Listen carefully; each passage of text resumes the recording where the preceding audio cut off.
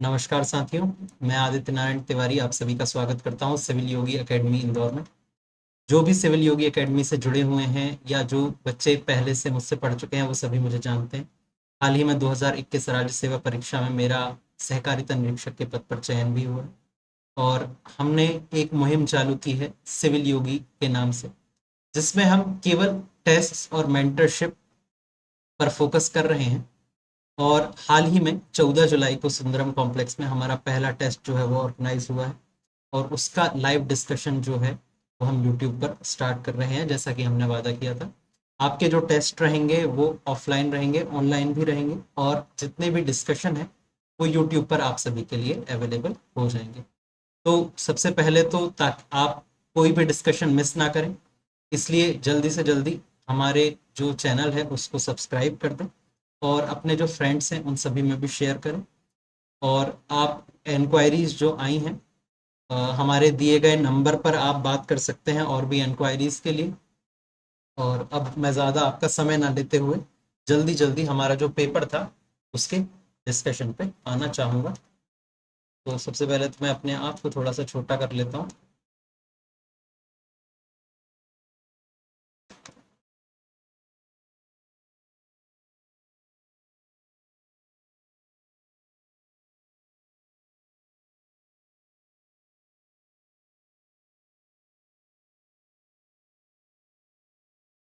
जी, तो ये कॉपीज हैं हम लोगों ने आप सभी के लिए एक जो स्कीम सोची है कि हमेशा जब भी आपकी कॉपी आपको आंसर्स मिलते हैं, ठीक है, टेस्ट होता है उसके बाद आपको क्या मिलता है, उसका डिस्क्रिप्शन मिलता है। तो हमने ये सोचा है कि हम आपको डिस्क्रिप्शन नहीं दें, ठीक है। डिस्क्रिप्शन चूंकि आपके पास जो नोट्स रहते हैं, ठीक है, और जो बुक्स रहती हैं, ठीक है, उन सभी में ऑलरेडी अवेलेबल रहता है। तो हम ये चाहते हैं कि आपको सैंपल आंसर्स, ठीक है, जो आइडियल आंसर्स होने चाहिए वही अवेलेबल करवाएं। और बच्चा हमेशा यही सोच में रह जाता है कि मान लीजिए आपको 20 वर्ड्स में कोई आंसर लिखना है, 60 वर्ड्स में कोई आंसर लिखना है, तो जब भी कोई टेस्ट सीरीज हम ज्वाइन करते हैं तो हमें क्या मिलता है, हमें मिल जाता है उसका 100 वर्ड्स का डिस्क्रिप्शन। हमें एक मॉडल आंसर नहीं मिलता है और वो आपको दिया जाता है मॉडल आंसर के ही नाम से, लेकिन मॉडल आंसर हमें मिलता नहीं है। तो हमारी ये कोशिश है कि हम जो भी आपको अवेलेबल कराएं बिल्कुल मॉडल आंसर्स के रूप में, ताकि आपकी अप्रोच डे वन से उसी तरीके से निर्मित हो जैसा आपको मेंस एग्जाम में परफॉर्म करना है, ठीक है। तो आपको जब भी आंसर्स मिलेंगे इसी फॉर्म में मिलने वाले हैं। जो आपकी टेस्ट कॉपीज होती हैं उसी में हम आपको लिख कर देंगे, बेस्ट देंगे। और जब हम डिस्क्रिप्शन लेंगे तो हम उसके अलग अलग आयामों में चर्चा करेंगे। हम फैक्ट्स में नहीं जाएंगे, क्योंकि फैक्ट्स हम आपको ऑलरेडी कॉपी में दे देंगे। कैसे किसी आंसर को अप्रोच किया जा सकता था उस पर हम ध्यान देंगे। तो चलिए सबसे पहले हम 3 मार्कर्स से स्टार्ट करेंगे। मैं आपको बता देना चाहता हूं, जब भी हम 3 मार्कर की चर्चा करते हैं, सबसे पहले तो ये टेस्ट डिस्कशन का है हमारा आपका जो paper 1A, paper 1A history, ठीक है। हिस्ट्री में भी एंशियंट एंड मेडिएवल, जो आपका प्राचीन और मध्यकालीन इतिहास है उसका ये डिस्कशन होने वाला है। तो सबसे पहले अगर 3 मार्कर्स की चर्चा की जाए तो हिस्ट्री में डायरेक्ट 3 मार्कर्स आते हैं। मोस्टली जो हिस्ट्री में 3 मार्कर्स आते हैं वो डायरेक्ट आते हैं। अभी तक हम ये अप्रोच रखते थे 1 2 3, 1 पॉइंट, 2 पॉइंट और 3, ठीक है। ये स्टैंडर्ड अप्रोच फॉलो की जाती है। मैं आपसे अब बोलना चाहूंगा ये जो अप्रोच है ये स्टैंडर्ड अप्रोच नहीं है। जरूरी नहीं है कि यही अप्रोच फॉलो की जाए।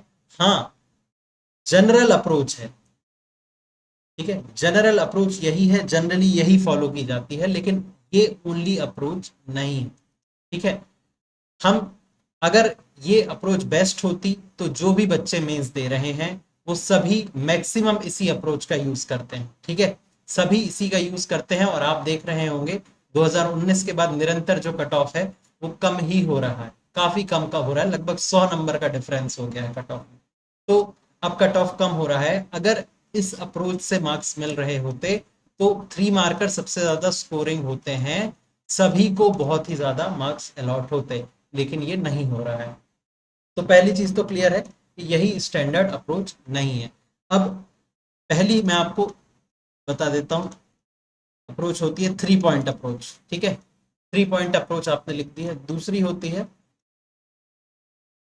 1 वर्ड अप्रोच, ठीक है, जिसमें कोई भी उत्तर अगर प्रश्न आपसे पूछा है, आप एक शब्द में उसका आंसर अगर दे सकते हैं तो जल्दी से जल्दी दीजिए और वहां से आगे बढ़िए।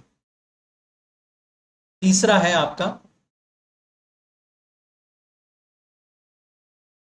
डेफिनेशन या परिभाषा अप्रोच, ठीक है। परिभाषा अप्रोच, अगर आपसे किसी चीज की परिभाषा पूछी है तो आप 3 पॉइंट लिखने से बचें या एक शब्द लिखने से। आप उसको बेस्ट तरीके से जैसे परिभाषित कर सकते हैं उस तरीके से करें। अगर किसी भी चीज की, जैसे आपसे पूछा है ड्रेन ऑफ वेल्थ, ठीक है, ड्रेन ऑफ वेल्थ ये एक थ्योरी थी, अगर इसको परिभाषित करने को बोला जाता है तो हमें दादा भाई नेरोजी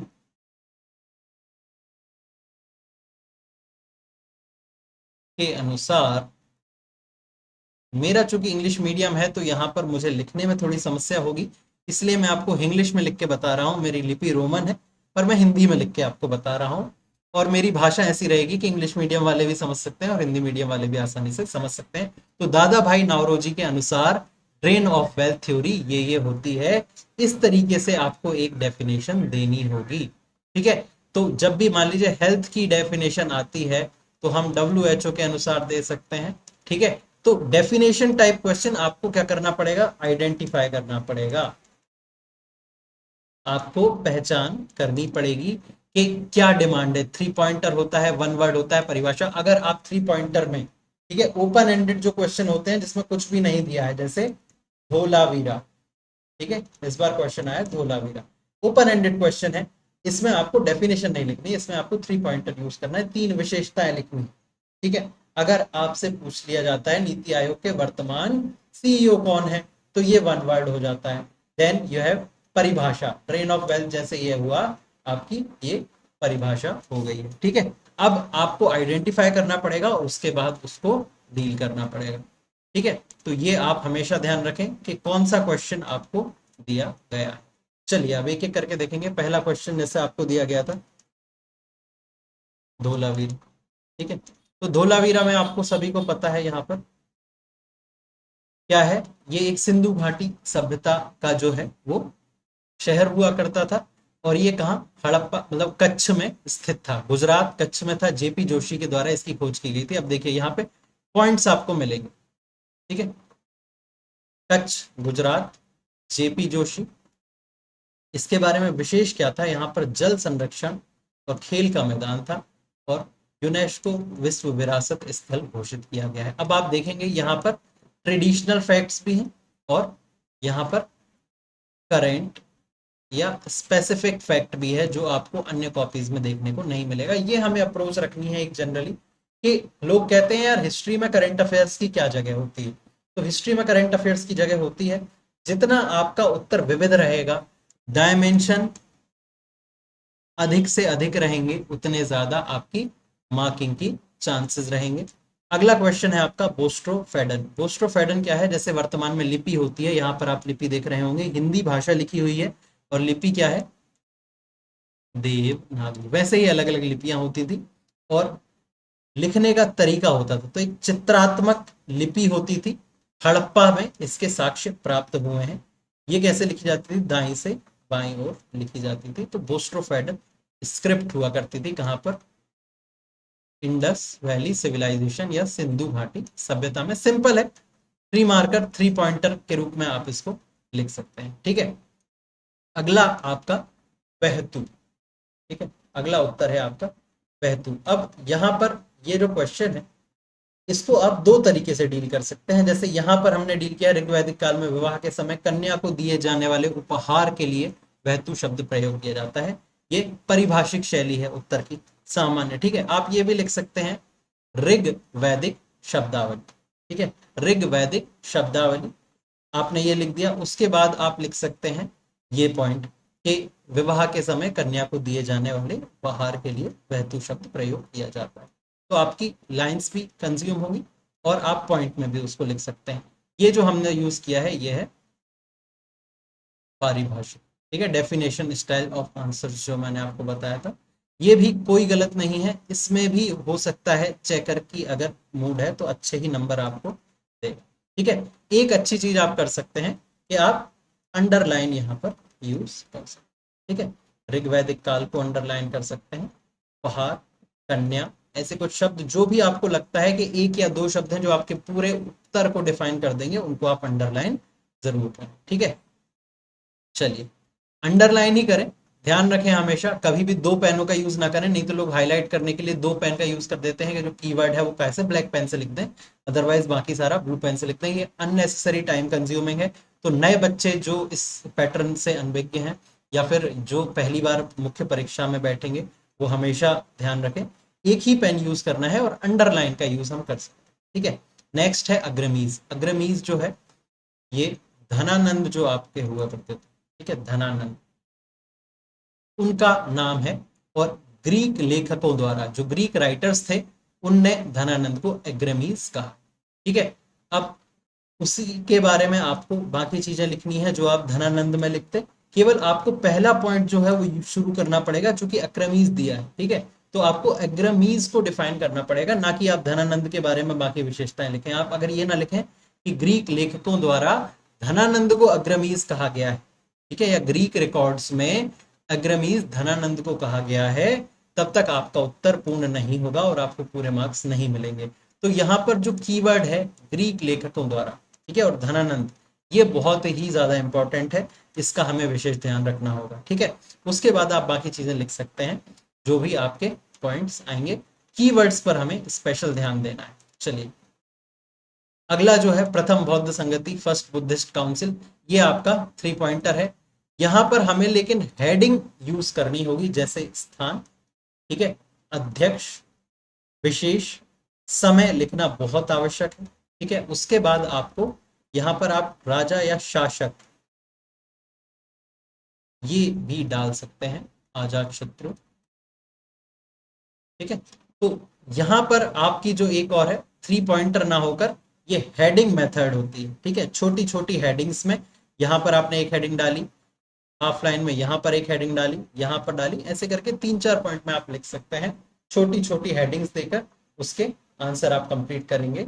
तो ये एक चौथा मेथड हो गया। तो जो भी ऐसा बोलते हैं कि 3 पॉइंट में आंसर लिखो, 3 पॉइंट आंसर लिखो, बकवास, कोई मतलब नहीं है, नहीं मिलेंगे मार्क्स आपको। अगर आप जिसको आपको डेफिनेशन में डील करना है 3 पॉइंटर में डील कर दोगे, नहीं काम चलेगा। आपसे स्पेसिफिकली डेफिनेशन ही मांगी गई है, डेफिनेशन दीजिए। ठीक है, तो ये अलग अलग तरीके हैं, जो आपको सूटेबल लगे। आप बार बार प्रैक्टिस करेंगे, हमारे साथ बने रहेंगे, तो हम आपको सिखाते जाएंगे। और यही हम करने वाले हैं मेंटरशिप प्रोग्राम में। तो हमारा जो मेंटरशिप प्रोग्राम है, हमने ये सोचा है कि कुछ बच्चों को हम क्या करने वाले हैं, साल भर ट्रेन करने वाले हैं, प्रीलिम्स से लेकर मेंस परीक्षा में। प्रीलिम्स लेंगे, मेंस लेंगे और लास्ट में इंटरव्यू तक का गाइडेंस देकर उनको लास्ट में हमें चयन करवाना है। तो जो भी हमारे साथ मेंटरशिप प्रोग्राम से भी जुड़ना चाहता है टेस्ट सीरीज के अलावा, वो हमारा जो नंबर है दिए गए, उन पर कांटेक्ट हमसे कर सकता है। ठीक है, तो ये आपके क्या है, 3 मार्कर्स हैं। मोस्टली जो मेथड्स आपने मैंने आपको बताई हैं उनसे सॉल्व हो जाएंगे। जैसे यहाँ पर एक पर्सनैलिटी बेस्ड क्वेश्चन आया है, भास। ठीक है, ये है भास। तो भास क्या थे, गुप्तकालीन प्रसिद्ध लेखक थे। तो आपको एक टाइम पीरियड देना होगा। अगर आप एग्जैक्ट नहीं दे सकते हैं कि 4th सेंचुरी बीसी में थे, एडी में थे, तो आपको क्या देना होगा, उनका एक, मतलब आप टेक्स्ट बेस्ड टाइम पीरियड भी दे सकते हैं। गुप्तकालीन आपने लिखा है, मोर देन इनफ है। देन चूंकि ये क्या थे, राइटर थे, तो आपको उनकी रचनाएं देनी होंगी। ठीक है, और अगर उनके बारे में कोई विशेष है, उनकी शैली के बारे में आप जानते हैं, तो आप वो लिखिए। ठीक है, तो इनका उल्लेख राजशेखर के काव्य मीमांसा में की गई है। ये हमें लगा कि इनके बारे में विशेष है, तो हमने यहाँ लिखा हुआ है। इसके अलावा किसी के पास और कोई जानकारी है तो वो यहाँ पर डाल सकता है। ठीक है, then you have the question of dynasty. अगला क्वेश्चन है डायनेस्टी या वंश के बारे में। कारकोट वंश। ठीक है, तो यहां पर आप फिर से 3 पॉइंट शैली का यूज कर सकते हैं। ठीक है, या फिर आप ऐसे भी डायरेक्ट कर सकते हैं कि स्थान, हेडिंग शैली का यूज कर सकते हैं, स्थान। ठीक है, कश्मीर, कश्मीर में हुआ करती थी। देन टाइम पीरियड, ठीक है, समय काल। ठीक है, इसका स्थापक, प्रमुख अन्य शासक, अन्य शासक, और लास्ट में विशेष, कुछ विशेष रहा है क्या इसके विषय में, तो ये लिख सकते हैं। एक और चीज लिख सकते हैं, वर्णन, कहाँ पर इनका वर्णन मिलता है, तो राजतरंगिणी में इनका वर्णन मिलता है। प्रमुख शासक में ललितादित्य मुक्तापीड, ये बहुत ही ज्यादा फेमस शासक है। एक और कश्मीर के संबंध में क्वेश्चन आता है, रानी दिद्दा। ठीक है, रानी दिद्दा, इसके बारे में आप हमें कमेंट करके बताइएगा हमारे कमेंट सेक्शन। ठीक है, चलिए। देन नेक्स्ट है बैटल। तो बैटल में कोई, बैटल में भी अगर आप हेडिंग मेथड का यूज करते हैं तो सबसे अच्छा होता है। सबसे पहले मोस्ट इंपॉर्टेंट चीज होती है समय, दूसरा होता है किसके मध्य में हुआ, कौन सी पार्टीज थी, और अंत में होता है परिणाम। और एक और इसमें चीज आती है कारण, कि युद्ध का कारण क्या था। तो यहाँ पे तलकोल्लम का युद्ध दिया गया है। तो ये चोल और राष्ट्रकूटों के मध्य में युद्ध था, जिसमें कृष्ण तृतीय और पारंतक जो राजा थे उसके बीच में हुआ था। और इसमें पारंतक जो चोल शासक थे उनकी हार हुई थी, और जो चोल किंगडम था वो लगभग अपने खात्मे पे आ गया था, और राष्ट्रकूटों का उदय काफी अच्छे तरीके से हुआ था। ये आपका तलकोल्लम का युद्ध है। इस तरीके से आप इनको डील कीजिए। अगला क्वेश्चन है दंडिन, ये भी एक पर्सनैलिटी बेस्ड है, इसको हम देख चुके हैं कैसे हमें लिखना है। ठीक है, देन दीवान एकोही, ये भी आप 3 पॉइंटर से कर सकते हैं। हेडिंग का यूज जरूर करेंगे, किसने स्थापित किया है, ठीक है, क्या इसके मुख्य कार्य थे और क्या इसका पीरियड था। ठीक है, then we have personality based question, Domingo Paes, Chaitanya Mahaprabhu, Mansur, और अगला है नाबुद प्रथा। ठीक है, तो ये भी एक प्रथा से बेस्ड क्वेश्चन है। ये आप वहतू की तरीके से डील कर सकते हैं। ठीक है, अन्यथा आप डायरेक्ट भी कर सकते हैं कि मुगल कालीन व्यवस्था है, ठीक है, जिसमें कृषकों को 12.5% तक भूमि बगैर कृषि छोड़ सकता है। बगैर कृषि छोड़ना मतलब पड़ती, ठीक है, पड़ती छोड़ना, खाली छोड़ देना, जिस पर छोड़े गए भाग पर कर नहीं लिया जाता था। तो ये एक मुगल कालीन कृषि व्यवस्था थी। ठीक है, चलिए, ये हो गए हैं आपके 3 मार्कर्स। मैंने आपको शॉर्ट में बता दिया है सब तरीके से कि कितने प्रकार के 3 मार्कर होते हैं। आगे से जब भी टेस्ट हो आप ध्यान रखें कि आपको ये आइडेंटिफाई करना पड़ेगा। क्या आइडेंटिफाई हमें करना पड़ेगा, कि जो आपका 3 मार्कर है,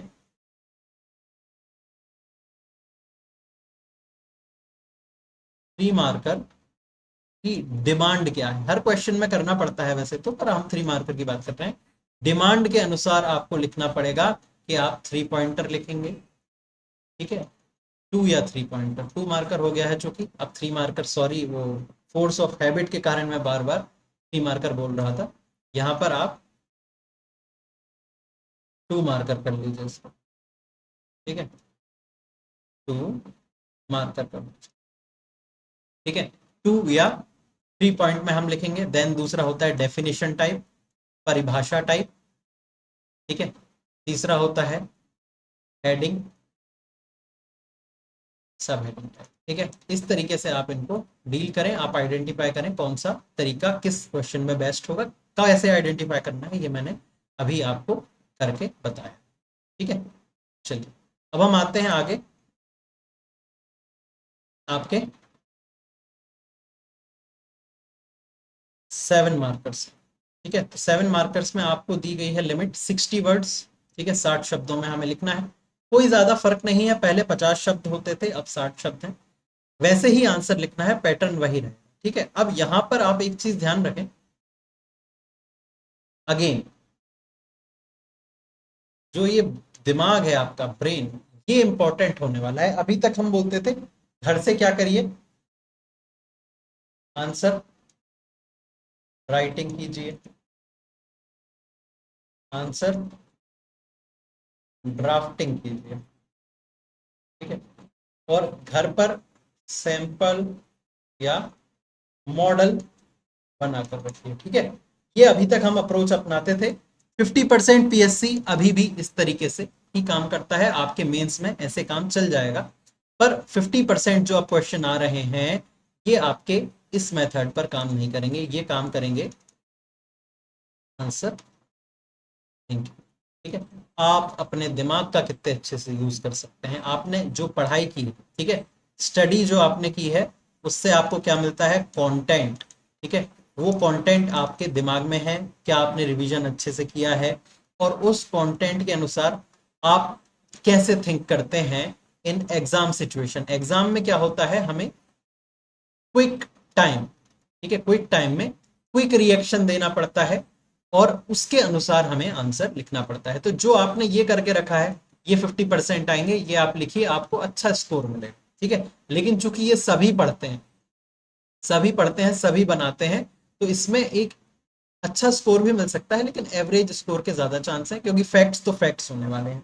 कुछ क्वेश्चन ऐसे आ जाते हैं जिसमें आपको ब्रेन लगता है, आपकी खुद की अप्रोच लगती है, आपकी समझ लगती है, वहां पर आंसर थिंकिंग क्राइटेरिया आता है और ये आपको एक्स फैक्टर दिलवाता है। ठीक है, यही आपको क्या दिलवाएगा, लीड दिलवाएगा, यही आपको सिलेक्ट करवाएगा।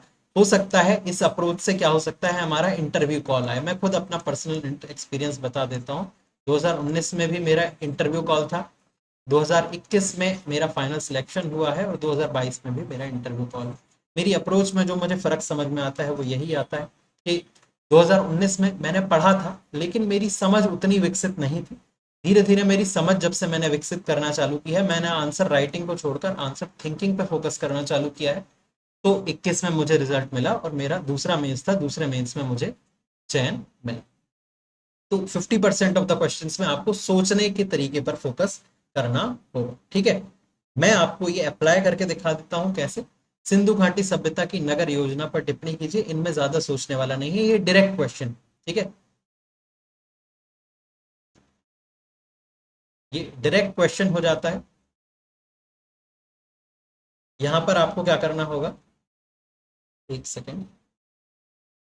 ठीक है, यहां पर आप फैक्ट वाइज फैक्ट लिखना चालू कीजिए। अब कई लोग कहते हैं कि हमें कंपल्सरीली क्या करना होगा, हमें कंपल्सरीली आपका इंट्रो देना होगा, कंक्लूजन देना। अच्छा है, ठीक है, इंट्रोडक्शन दे सकते हैं, लेकिन इंट्रोडक्शन हमेशा फैक्चुअल होना चाहिए। कैसा होना चाहिए, फैक्चुअल।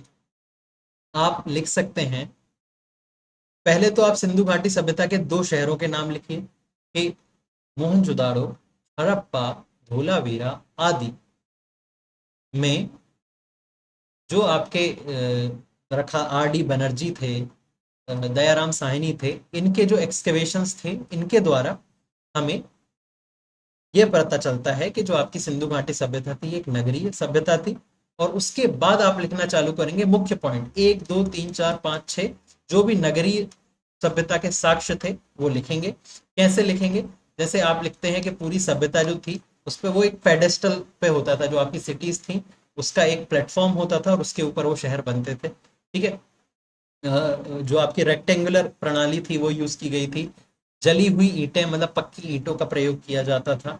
ये बहुत सारी जो आपकी योजना, आपकी क्या बोलते हैं विशेषता है, ये जो सभी यहाँ लिखी गई हैं वो आप लिखेंगे। उसके बाद आप क्या करेंगे, यहाँ पर अंडरलाइन करेंगे। ठीक है, पक्की ईंटें इनको अंडरलाइन करेंगे, आंगन, रसोई घर, स्नान घर, इनको आप अंडरलाइन करेंगे। उदाहरण, एग्जाम्पल्स आवश्यक है। ठीक है, एग्जाम्पल्स डालना आवश्यक है, बहुत ही ज्यादा। ठीक है, तो इस तरीके से आप डील करेंगे। डायरेक्ट क्वेश्चन है, इसका आप क्या कर सकते हैं, सैंपल बना सकते हैं। पर सैंपल बनाने में भी जैसा मैंने आपको बताया, एक इंट्रोडक्शन, कंक्लूजन इंपॉर्टेंट नहीं है। ठीक है, आप डायरेक्ट, मैंने जो इंट्रोडक्शन बताया वो इसलिए बताया क्योंकि वही फैक्चुअल था, वो आप एक पॉइंट में डाल के लिखते तो पॉइंट में मत डालिए, आपने उसको इंट्रो का फॉर्म दे दिया। ठीक है, अच्छा लगेगा थोड़ा। उसके बाद आप डायरेक्ट पॉइंट लिखते जाइए, कंक्लूजन इंपॉर्टेंट नहीं है।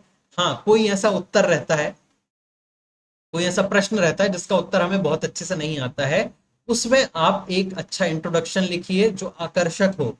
बॉडी के लिए चूंकि हमारे पास कंटेंट कम है तो हम इंट्रोडक्शन देंगे और कंक्लूजन देंगे।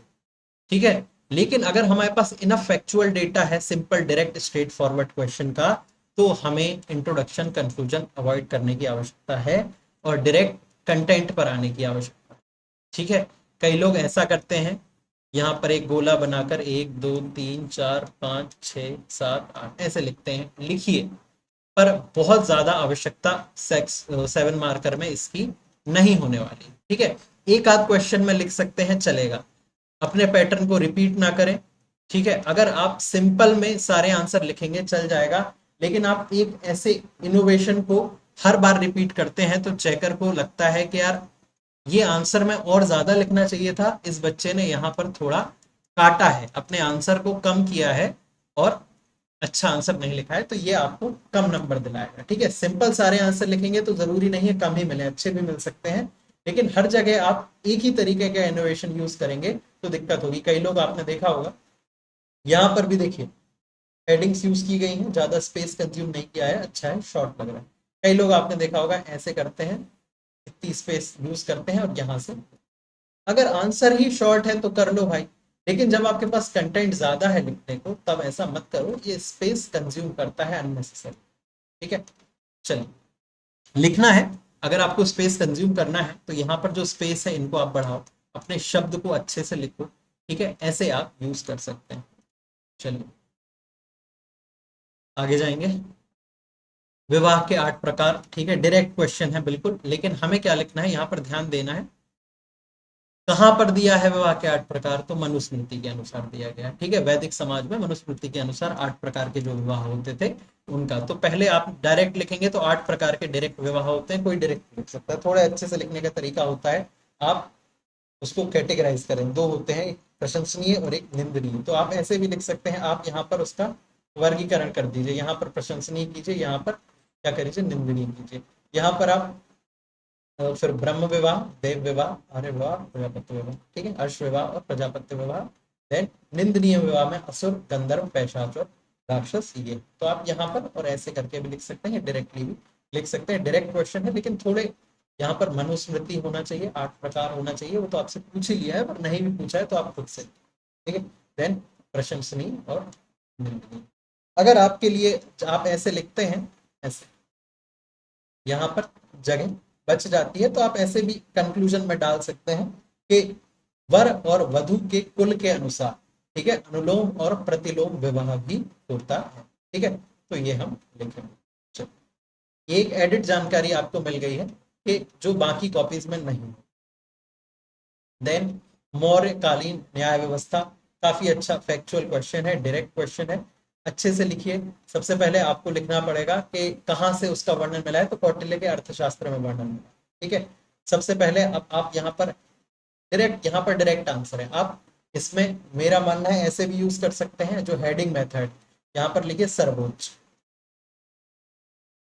ठीक है, सर्वोच्च, तो यहाँ पर लिखिए सम्राट, ठीक है, सम्राट है। यहाँ पर लिख दीजिए कि सारी जो अपील्स हैं वो किसके पास फाइनली जाएंगी, सम्राट के पास जाएंगी। उसके बाद आप ये बना दीजिए, यहाँ पर आप लिखिए दीवानी और फौजदारी अलग अलग, इंग्लिश में लिखेंगे तो सिविल और क्रिमिनल। दीवानी अदालत जो थी वो आपकी धर्मस्थ अदालत होती थी, फौजदारी अदालत जो होती थी वो कंटक शोधन अदालत होती थी। धर्मस्थ में जो उसका हेड होता था उसको व्यवहारिका बोलते थे, और कंटक शोधन में प्रादिष्ठा बोलते थे। ये आप ऐसे करके बना दीजिए सेपरेट, थोड़ा क्लीन लिखे लगेगा आपका आंसर। हेडिंग मेथड का भी इसमें यूज किया है, ठीक है, और बाकी जानकारी जो है वो आप कंक्लूजन में दे सकते हैं। अगला है, समुद्रगुप्त को भारत का नेपोलियन कहा जाने का कारण क्या है, काफी अच्छा क्वेश्चन है। अब ये आपका ऐसा क्वेश्चन है कि इसको आप पैराग्राफ में भी डील कर सकते हैं, ऐसा नहीं होगा पैराग्राफ में डील करेंगे। पहली चीज तो ये भ्रांति हटा दीजिए कि पैराग्राफ में डील करना पाप है। पैराग्राफ में लिखिए, अच्छे आंसर्स लिखिए, अगर आपने अच्छे लिखे हैं, अंडरलाइन करके लिखे हैं, तो आपको अच्छे मार्क्स मिल सकते हैं। ऐसी कोई भी चीज नहीं है कि आपको पॉइंट्स में ही लिखना पड़ेगा, ठीक है। पर पॉइंट्स में डील करते हैं तो थोड़ा पढ़ने में आसानी होती है।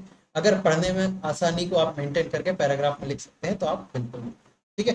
तो ये तो बिल्कुल क्वेश्चन है। समुद्रगुप्त की जो आपकी उपलब्धियां थी, ठीक है, उसने एम्पायर का एक्सपेंशन किया था, कहाँ कहाँ उसने विजय हासिल की थी, यहाँ पर आप एक छोटा सा मैप बना सकते हैं।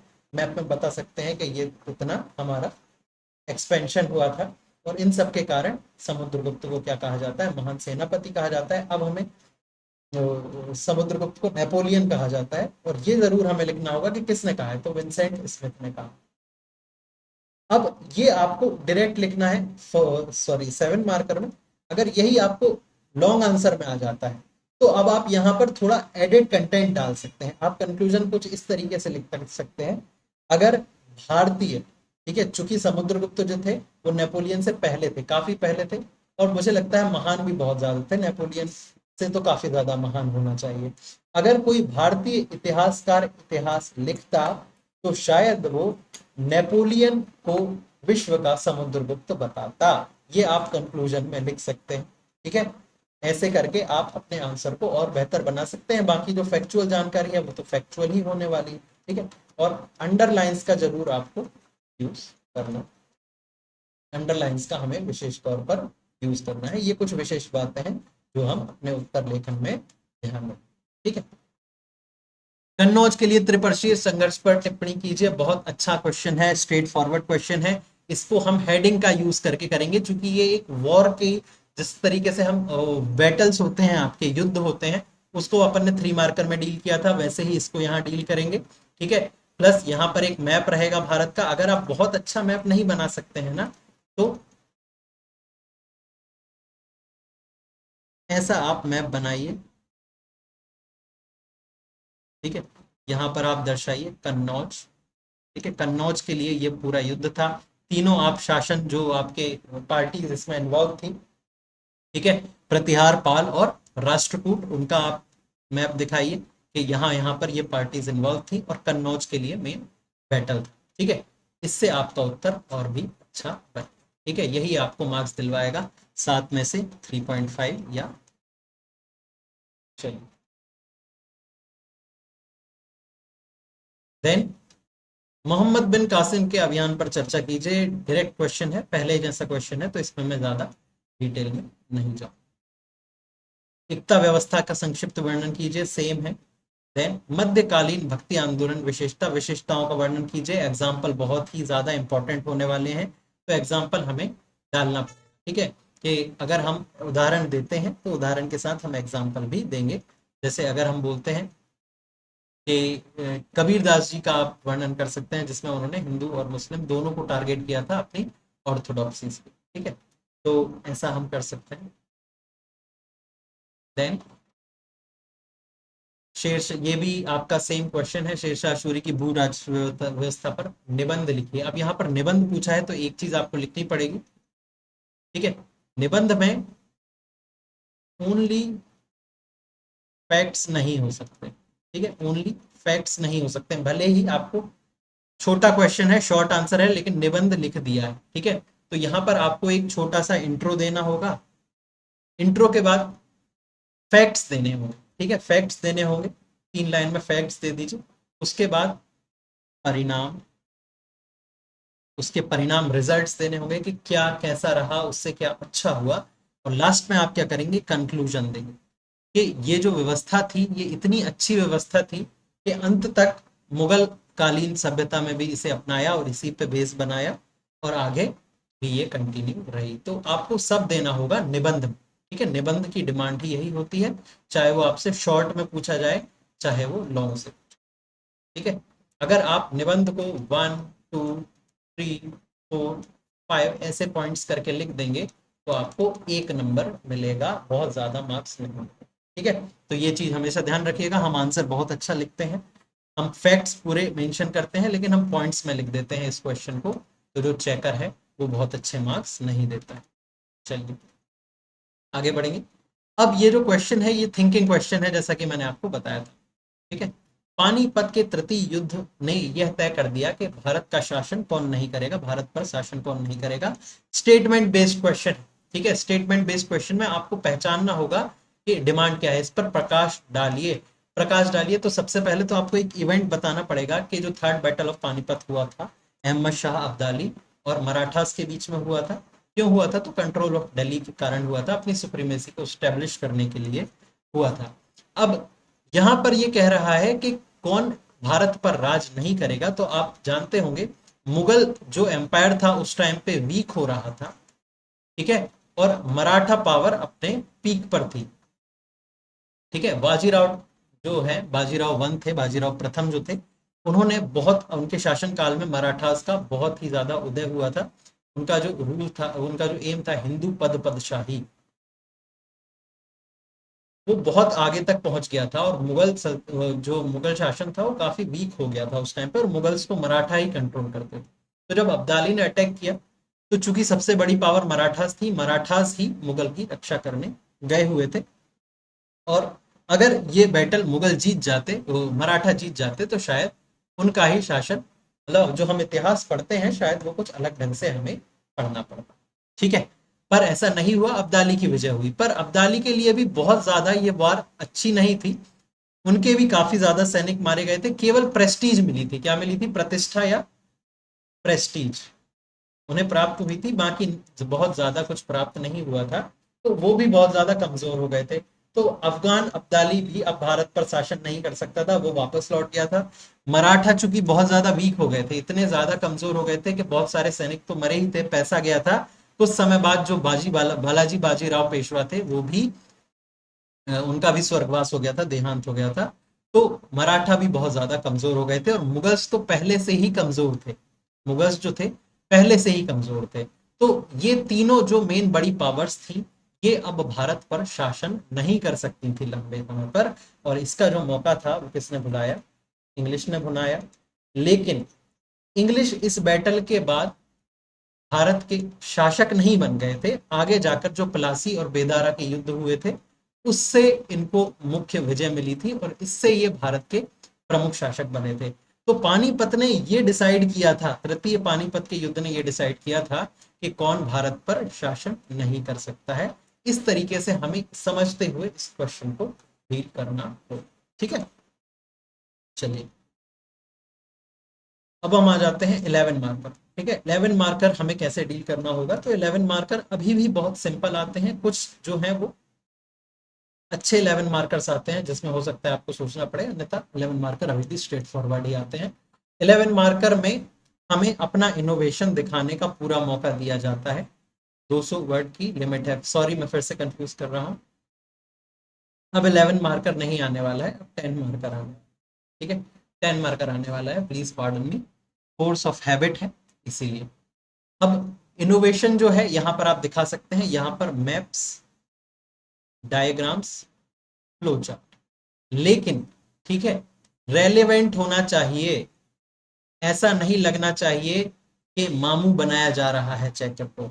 चेकर बहुत ज्यादा होशियार होते हैं। चेकर को बिल्कुल भी मूर्ख समझने की गलती ना करें। हाँ, ब्लफ किया जा सकता है। अगर आपको आंसर नहीं आता है, तो आप जनरलाइज टर्म में आंसर्स करके थोड़ा सा हल्का फुल्का ब्लफ कर सकते हैं। लेकिन ये ब्लफ कब सक्सेसफुल होगा? जब आपके पुराने आंसर्स जो हैं वो बहुत अच्छे हैं। ठीक है, तो ऐसा ना करें कि आपसे सब आप एवरेज लिख रहे हैं और उसके बाद आप ब्लफ करने की कोशिश कर रहे हैं। ऐसा संभव नहीं हो पाएगा। चलिए, ऋग्वेदिक समाज का विस्तृत मूल्यांकन कीजिए। बहुत सरल क्वेश्चन है, सिंपल क्वेश्चन है। सबसे पहले तो आपको लिखना है कि आपका जो ऋग्वेद है, यही सबसे बड़ा आपका जो जानकारी आपको मिलती है पूरी ऋग्वेद के 10 मंडलों से मिलती है। उसके अध्ययन के बाद अलग अलग तरीके से ऋग्वेदिक समाज के बारे में हमें पता चला है। उसके बाद आपके मन में एक, जैसा मैंने बताया सिंपल क्वेश्चंस के लिए, एक क्या होना चाहिए? एक पैटर्न होना चाहिए हर टाइप के क्वेश्चन के लिए। यहाँ पर आप उसको डिवाइड कर सकते हैं। सबसे पहले आपका दिमाग जाना चाहिए सोसाइटी के हिस्से क्या होते हैं। तो सोसाइटी में क्या होता है? आपका रिलीजियन आता है। ठीक है, फूड, क्लोथिंग, ठीक है, वेमेन। ठीक है, ये अलग अलग आयाम जो होते हैं ये समाज के होते हैं। ठीक है, then you can also add entertainment. ठीक है, उसके बाद आप यहाँ पर ऐसे, एक तरीका ये हो गया डील करने का। ठीक है, फिर उसके बाद जब आप ये सब लिख सकते हैं, तो आप उसके बाद कैरेक्टरिस्टिक्स देंगे। ठीक है, कैरेक्टरिस्टिक्स देंगे। अब ये आप पे डिपेंड करेगा, ये आप पहले भी लिख सकते हैं बेस्ड ऑन द आपका इंट्रोडक्शन। जिस तरीके से कैरेक्टरिस्टिक्स आप पहले लिख सकते हैं, उसके बाद आप अलग अलग उसको डिवाइड करके उनकी विशेषताएं लिख सकते हैं। तो कैरेक्टरिस्टिक्स में जैसे आप लिख सकते हैं कि सोसाइटी का टाइप क्या था, द्रविडियन थे, कहाँ से आए हुए थे, पीसफुल सोसाइटी थी। देन उसके बाद अर्बन कल्चर काफ़ी ज़्यादा प्रेवलेंट था। ये सब आप बहुत सारे लिख सकते हैं। उसके बाद अलग अलग पार्ट्स में आप इसको डिवाइड करें, और then you can write the characteristics. आपको यहाँ पर आंसर दे दिया गया, ठीक है। चलिए देन अगले क्वेश्चन पे हम बढ़ेंगे। गुप्त में कला एवं स्थापत्य का प्रकाश डालिए। बहुत इंपॉर्टेंट क्वेश्चन है, आता रहता है। यहाँ पर जब भी आप लिखेंगे आपको दो तीन चीजों का ध्यान रखना है। एग्जाम्पल्स, ठीक है, एग्जाम्पल्स के साथ जब आप जैसे आर्किटेक्चर बता रहे हैं, स्थापत्य कला बता रहे हैं, टाइप्स, तो आपको बताना होगा कि जो स्टाइल स्टार्ट हुई थी नॉर्थ इंडिया में गुप्ता के अंडर, वो थी नागर शैली, नागर स्टाइल। तो नागर शैली में डायग्राम होना चाहिए, ठीक है, गर्भगृह होना चाहिए, ठीक है, शिखा होना चाहिए, कलश होना चाहिए, डायग्राम आपको देना पड़ेगा, ठीक है। जैसे यहाँ पर भी हमने डायग्राम देने की कोशिश की है छोटा सा, तो ये डायग्राम कीजिए। देन पंचायतन शैली के मंदिर होते थे, तो उनको अंडरलाइन करके पॉइंट्स में लिखिए। मूर्तिकला, मूर्तिकला के एग्जाम्पल्स होने चाहिए। अगर आप मैप्स बना सकते हैं तो बहुत अच्छा है। बाघ की गुफाएं बनाइए, अजंता की बनाइए, एलोरा की बनाइए, ठीक है। उस टाइम पे जो मूर्तिकला थी उसको समझाने के लिए आप मैप बना के भी उदाहरण दे सकते हैं, ठीक है। देन अलग अलग सभी विधाओं को ऐसे ही आपको बताना है, लेकिन एग्जाम्पल्स मस्ट होने वाले, ठीक है। चलिए अगला क्वेश्चन है, मध्यकालीन इतिहास में अलाउद्दीन खिलजी को एक क्वेश्चन प्रशासक के तौर पर देखता है, अपना मत स्पष्ट कीजिए। आपका मत पूछा गया है, इस चीज पर ध्यान रखना है। मध्यकालीन इतिहास में सबसे पहले तो आपको बताना है अलाउद्दीन खिलजी की विशेषताएं क्या थी। तो एक अच्छा सा इंट्रोडक्शन दीजिए, उसका सन डालिए, कब शासन पे आया, कैसे आया, ठीक है। उसके बाद यहाँ पर आप डालिए कि उनका जो शासन था उनकी क्या क्या विशेषताएं थी। तो अच्छा लिखिए, कुशल शासक थे, केंद्रीकरण था, न्याय व्यवस्था बहुत अच्छी थी, मार्केट कंट्रोल पॉलिसी लेकर आए थे, सैन्य सुधार किए थे, ठीक है। तो बहुत डाइवर्स थे, रिलीजियन को पॉलिटिक्स से अलग किया था, उनकी किंगशिप थ्योरी बहुत अच्छी थी। ये सब आपने बताया, पूरा सुदृढ़ सुदृढ़ किया था उनने, और अलग अलग जगह काफी ज्यादा अपना परचम लहराया था। ये सब आपको बताना पड़ेगा, ठीक है। तो ये आप बता देंगे।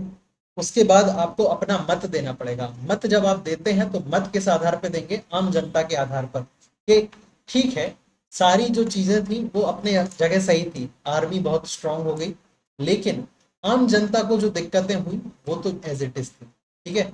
जो शासन होता था वो मार्केट कंट्रोल पॉलिसी हो या कोई भी सुधार हो, उससे जनता को बहुत ज्यादा फायदा नहीं हुआ, ठीक है। एक ये आप अपना मत दे सकते हैं, और कुछ जो आपने पढ़ा है वो मत दे सकते हैं, लेकिन यहाँ पर रटा रटाया उत्तर नहीं लिखेंगे। अपना मत प्रस्तुत करना ही है आपको कि आप अलाउद्दीन की जो पर्सनैलिटी होती है उसको किस तरीके से देखते हैं, ठीक है।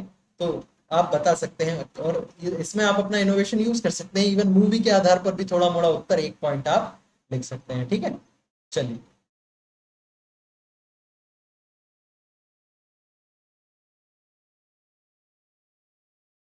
अब है, अकबर की महानता के पीछे उसकी धार्मिक नीति का अहमता चर्चा कीजिए। तो आपको इसमें सबसे पहले सेम पिछले ही वाला जैसा क्वेश्चन है, अकबर की आपको क्या बतानी पड़ेगी, धार्मिक नीति को पहले बताना पड़ेगा कि अकबर ने धार्मिक नीति अपनाई, उसकी क्या क्या विशेषताएं थी।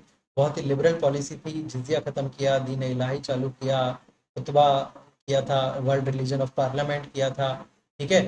विभिन्न जो अन्य शासक हुआ करते थे अन्य धर्मों के, उनको भी अपने साथ शामिल किया, उनने जगह दी अपने। तो ये सब आपको बताना पड़ेगा, लेकिन आपको ये बताना पड़ेगा इसके साथ कि कैसे इस नीति ने उनकी महानता, ठीक है, जो उनकी महानता थी उसमें योगदान दिया। तो इन सब नीतियों ने क्या किया, आपका जो भारत था उसको एक सूत्र में पिरोए रखा। काफी प्रोलॉन्ग्ड पीस रहा, युद्ध तो काफी ज्यादा हुए पर अदरवाइज पीस रहा। उसके बाद जो जनता थी वो भी काफी खुश रही, ग्रोथ हुई, ट्रेड में ग्रोथ हुई, आर्ट में हुई, आर्किटेक्चर में ग्रोथ हुई। तो ये सब कारण थे कि धार्मिक नीतियों ने सहिष्णुता बनाए रखी, और इसी कारण देश का विकास हुआ, जिसके कारण जो अकबर है उनकी महानता जो उनकी धार्मिक नीति थी उस पर आधारित हुई। तो ऐसे करके आप इसको कंक्लूड करेंगे। अब इसको दो पन्नों में आप कैसे लिखते हैं, ये आपकी फैक्ट्स कितने स्ट्रांग है उस पर डिपेंड हो, ठीक है। ये आपके 3 मार्कर हो गए हैं। और उसके बाद ये क्वेश्चन काफी अच्छा है, मोहम्मद बिन तुगलक में पागलपन के कुछ अंश मौजूद थे, कथन पर प्रकाश डालिए। इसमें जो उनके 5 एक्सपेरिमेंट्स थे उनके ही बारे में लिखना है। ऐसा कहा जाता है वो अपने समय के आगे थे, ऐसा भी कहा जाता है कि प्रजा उनसे परेशान थी, वो प्रजा से परेशान थे, ठीक है।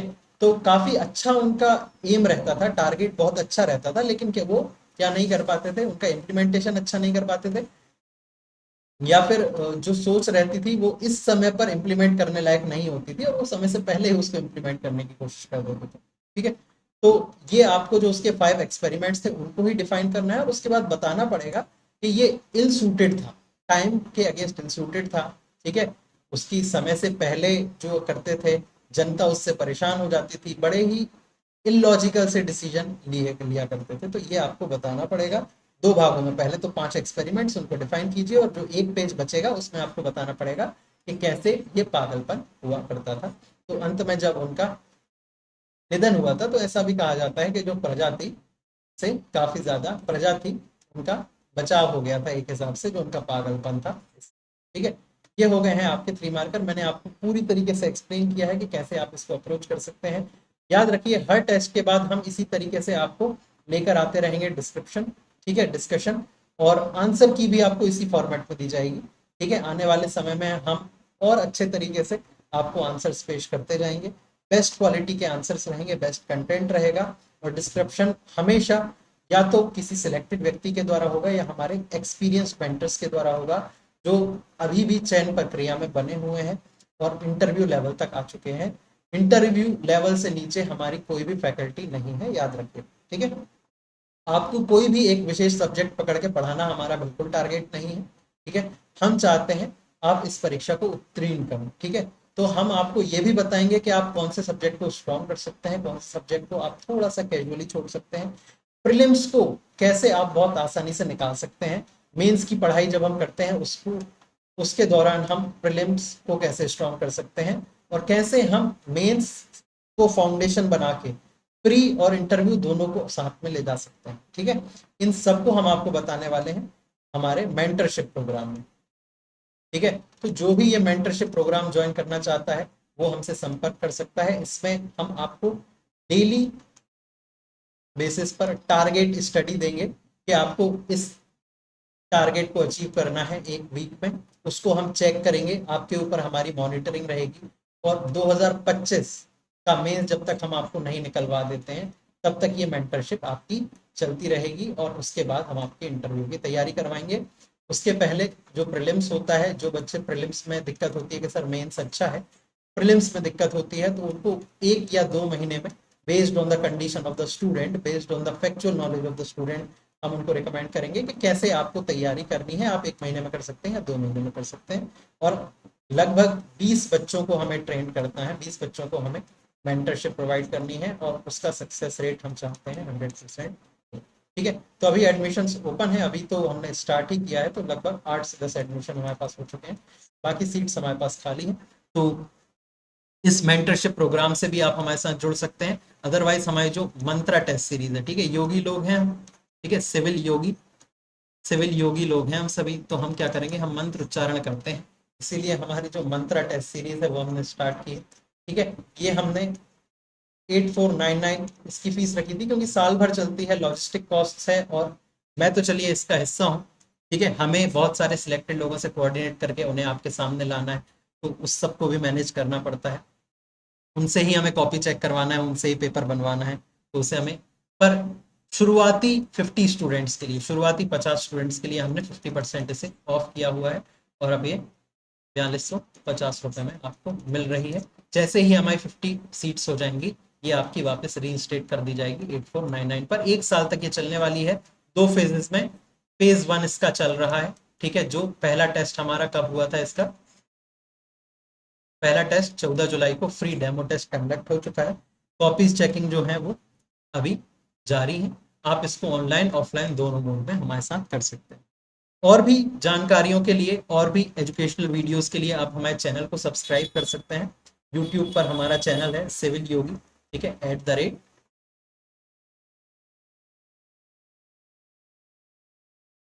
@सिविल योगी, ये हमारा चैनल है। ठीक है, इसके साथ हम टेलीग्राम पर भी, ठीक है, यहाँ पर आप हमें सब्सक्राइब करें। यहाँ पर हम नोट्स, करेंट आदि शेयर करते हैं, और भी जो जानकारियां रहती हैं हमसे रिलेटेड वो शेयर होती हैं, और हमारा इसी का डिस्कशन ग्रुप है। जो हमसे जुड़ता है, जरूरी नहीं है कि कोई कोर्स ले ही, हमसे जनरल एग्जाम से रिलेटेड बात भी अगर किसी को करनी है तो हमारी टीम से आप बात कर सकते हैं और हम लोग आपको रिप्लाई जरूर करेंगे। ठीक है, तो जनरल डिस्कशन ग्रुप में आप हमसे जनरल क्वेश्चंस भी पूछ सकते हैं।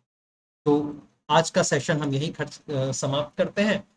अगले टेस्ट के बाद, टेस्ट 2 के बाद मैं वापस आऊंगा। मैं नहीं आऊंगा तो कोई और आएगा, लेकिन ये आप सुनिश्चित रहिए कोई ना कोई सिलेक्टेड जो इस स्तर पर फेस कर चुका है सारी समस्याओं को, जो इस कोड को क्रैक कर चुका है, वही आपके समक्ष आएगा।